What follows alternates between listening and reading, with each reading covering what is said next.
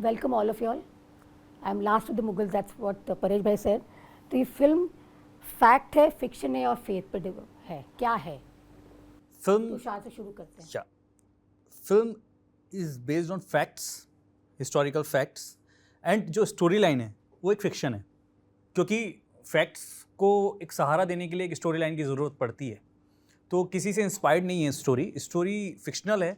एक किरदार बुना गया विष्णुदास नाम का, जो एक टूरिस्ट गाइड होते हैं और ताजमहल पे पिटिशन फाइल करते हैं.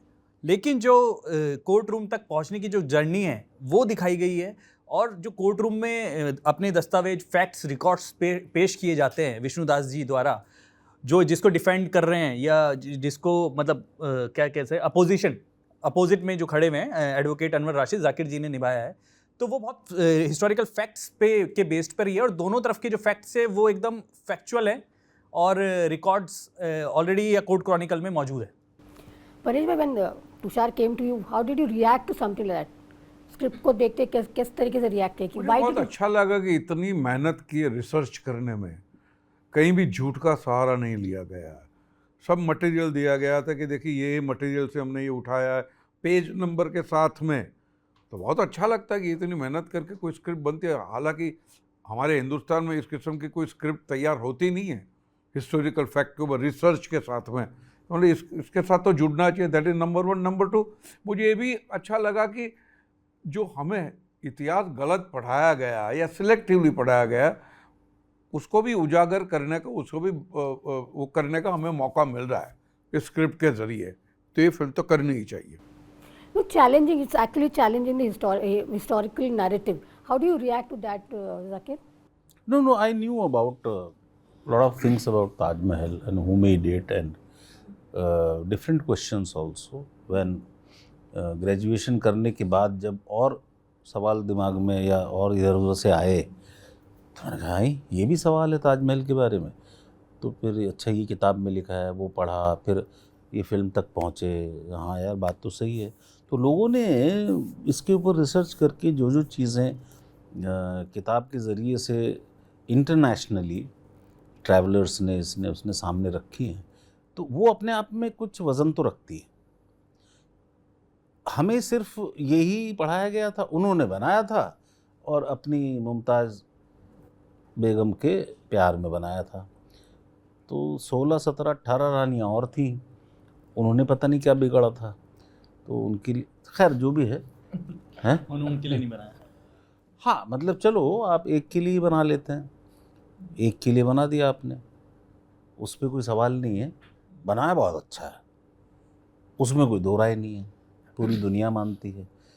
लेकिन सवाल जो उठते हैं वो ये हैं कि क्या ऐसा ही था, या ये नींव से बनाया गया शाहजहाँ द्वारा, या उनके आर्किटेक्ट द्वारा, या उनके मजदूरों द्वारा, या पहले ऑलरेडी कुछ बना हुआ था या उसको चेंज किया गया. ये सवाल पब्लिक डोमेन की जो किताबें हैं उसमें रिसर्च बेस्ड हैं, और इसी के ऊपर डिबेट है. लेकिन आप बिलीव करते हो कि मंदिर था? मंदिर तो नहीं था, मंदिर नहीं था, इसका जिक्र बिलीव नहीं करते हैं मंदिर. माने ये हो सकता है, एक गलतफहमी इसके लिए हो सकती है कि राजा मानसिंह का महल लिया गया था, उसको मकबरे में तब्दील किया. तो जब महल लेते हो तो किसी भी हिंदू के घर में मंदिर हो सकता है. यही धारणा के बारे में कह सकते हो कि मंदिर होगा, बट ये मंदिर था ऐसा कोई सबूत मिले नहीं है. That's it. ये तो शाहजहाँ की जो बायोग्राफी है उसमें भी लिखा हुआ है कि वो महल लेके उसमें मुमताज़ महल का मकबरा बनाया गया. ये है उसमें, और यही नहीं पढ़ाया हमें. ये पढ़ाया नहीं. कि जो लिखा है कोर्ट क्रॉनिकल में, वो लाइन मिस आउट करके सिर्फ ताजमहल ने प्यार की निशानी बनाई. प्यार के उसमें उसने एक ताजमहल बनाया. ताजमहल प्यार की निशानी बनाई, लेकिन उससे पहले क्या था, सवाल उसी पे है जो कि उनकी खुद की लिखी हुई जीवनी में है. तो उसको छुपाया गया या नहीं बताया गया ये कह सकते हैं. फिर ये है कि मज़दूरों के हाथ कटवा दिए. बताइए यार, इतनी अच्छी चीज़ बनवा दी, उसको मेंटेन कौन करते होंगे? सफाई कर्मचारी? नहीं, वही करेंगे ना जो बना सकते हैं. गलत है, वो सब नैरेटिव गलत है. आइडियोलॉजी कितने आड़े आती है एज एन आर्टिस्ट? आती है कि नहीं आती? Does an artist have an ideology or does the ideology come in I- the way I of a don't story? believe in my ideology. I believe in only in the ideology of the role. लेकिन अगर कोई मुझे ये कहेगा कि भैया ऐसा काम करो जिससे दंगे फैल जाए, तो ऐसे मटेरियल में मैं हाथ नहीं डालूंगा। मेरी आइडियोलॉजी उतनी है कि जो सोसाइटी का फैब्रिक है वो बिगड़ना नहीं चाहिए, बस उतनी मेरी आइडियोलॉजी है। बाकी आइडियोलॉजी अगर मैं कहूँ कि भैया नहीं, वो रोल की भी एक आइडियोलॉजी होती है ना, दैट्स इट। मैं इसमें ये कहना चाहूँगा, आपको कौन सा भजन याद आता है हिंदी फिल्म इंडस्ट्री का जो बहुत फेमस था? है वो पालनहारे। उससे पुराना? हाँ, अल्लाह तेरो वो नाम। था उससे ना, पुराना। वो दुनिया के रखवाले जो गाना था। भारत भूषण। कौन सा? मन तड़पत आज, तड़पत हरि दर्शन को। हरि दर्शन को। हाँ, मन तड़पत। आइडियोलॉजी की बात ये है, ये लिखा किसने था? शकील बदायूं ने। म्यूजिक किसका है? नौशाद का। नौशाद जी। गाया किसने? मोहम्मद रफ़ी। तो आइडियोलॉजी कहाँ रह गई इसमें? आइडियोलॉजी। अरे बट सबसे बेहतरीन भजन तो मुसलमानों ने लिखे, मुसलमानों ने गाए हैं यार। वो ठीक है, मैं ये कह रहा हूँ हमारी कि वो पालनहारे जावेद अख्तर साहब ने लिखा है। वही बोलते हैं। आइडियोलॉजी किसको बोलते हैं आप? जैसे ही आइडियोलॉजी को आप किसी चीज से जोड़ने लगेंगे, गलत हो जाता है। बिलीफ भी होता है आइडियोलॉजी, एक तरीके का belief. Ideology is not belief. What does मेरा बिलीफ है इस्लाम में, लेकिन अगर मुझे मंदिर में पूजा करनी है, मैं करता हूँ सीन में। मेरी आइडियोलॉजी इस्लाम की वहाँ आड़ी नहीं आती। मैंने अभी साथ में religion doesn't come in the way, that's true. Artist के लिए आइडियोलॉजी कहाँ, कौन सी बात हो गई? आइडियोलॉजी को आप रिलीजन थोड़ी जोड़ सकते हैं। हमने भूत बंगला की है, या मैं उसमें एक प्रीस्ट का रोल कर रहा हूँ, पंडित का। ठीक है, एक सीन था उसमें, अपना प्रेम जी ने बोला, जो राइटर था लड़का, रोहन के यार इसमें उनको बोलो कि वो गायत्री मंत्र बोलना है और जाकिर को लिख के दे दो ये तो चुपचाप बोल रहे थे। मैंने गायत्री ऐसा सुन लिया बस। मैं कहा क्या चाहिए? कि सर वो गायत्री मंत्र लिख लीजिए। मैं कहा आता है मुझे। पर वही बोलते, लेकिन आज के तारीख में जाकिर इतनी हाइपर सेंसिटिव और हाइपर सेंसिटिव सोसाइटी है, उससे और जितना भारी पड़ता है आर्टिस्ट, सबसे ज़्यादा भारी पड़ता है आर्टिस्ट पे, जिस तरीके का रिएक्शन होता है पोस्ट रिलीज पीपल, हम सबसे ज़्यादा स्पैंकिंग आर्टिस्ट को मिलता है। वो सोच के मैं पूछ रही थी ये क्वेश्चन। आज की तारीख में बहुत परेशान हो गया। आज की तारीख में नाक से नहीं खाता आदमी, खाता मुंह से ही है। तो रिएक्शन की बात करी मैं यहाँ पर। बात रिएक्शन की क्या है? आप उतना राम को नहीं जानते जितना मैं जानता हूँ। मैंने राम का रोल किया है, 3 घंटे का प्ले, और वो भी 10th सेंचुरी का लिखा हुआ, भवभूति का original Ram, before Tulsidas. And I played Ram. And उस वक्त के लोगों से, टीचर्स से पूछना, वो ड्रामा स्कूल में एक्टिंग क्लास में पढ़ाया जाता है वो play. So I know more than any pandit who was Ram. Prasanna ji ने किया था वो, जिन्हें कहाँ से स्क्रिप्ट लाया। उसमें 40 गाने थे, हम ऑन उस पर गाते थे। हम थिएटर की बात कर रहे हैं, लेकिन वो आदमी रो रहा है, सीता को घर से निकाल दिया और वो छुप छुप के महल में रो, गलती हो गई। ये तुलसीदास के रामायण में नहीं है।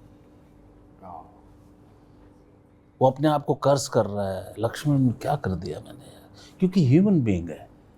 निकाला किसी और वजह से है, दर्द तो होगा ही ना। वो एक पॉलिटिकल प्रेशर। सी देखिए क्या होता है, बहुत सारे लॉजिक्स हैं, over a period of time चीज़ें बदल जाती हैं, पर्सपेक्टिव बदल जाते हैं। लेकिन इसका मतलब ये थोड़ी है कि हम उसको झूठ कहने लग जाएंगे। राम तो राम ही रहेंगे ना भाई साहब, झूठ तो नहीं हो सकते। तो हाँ, पर्सपेक्टिव थोड़ा बदल सकता है। तो ऐसे ही हर चीज़ के बारे में लिया होगा महल, इसका साइड के निकाल दो, ये निकाल दो, वो निकाल दो, इतना ठीक, हाँ ये अच्छा है, ये लग रहा है बढ़िया, बना दो जी, मीनार बना दो, ये बना दो, गुम्बद थोड़ा चेंज कर दो, क्या हो गया? ये मानना, इनका तो मानो तो सही है। सिनेमा का इम्पैक्ट कितना पड़ता है सोसाइटी पे? What do you think as an artist? Does it have an impact और just does it have an impact on cinema, on the जी? हमारी हज़ारों कहानियाँ हैं, गीता है, कुरान है, महाभारत है, रामायण है, बाइबल है। हर कहानी के अंदर ये कहा जाता है कि सत्य का विजय होता है, असत्य का विनाश होता है। फिर भी सब लोग करते हैं ना असत्य। हमारे पर ये सारी कहानियों का कोई असर नहीं हुआ, सिनेमा का असर कहाँ से होगा? वो गलत फहमी है, ये मनुष्य का स्वभाव है। मैं गलत करना है, मैं गलत करूंगा, ये सब गलत बात है। ये सिनेमा कोई इम्पैक्ट नहीं, किसी भी चीज का इम्पैक्ट नहीं होता है। We'll come out of the film. Now let me tell you, first memory of the Taj Mahal क्या है आपका?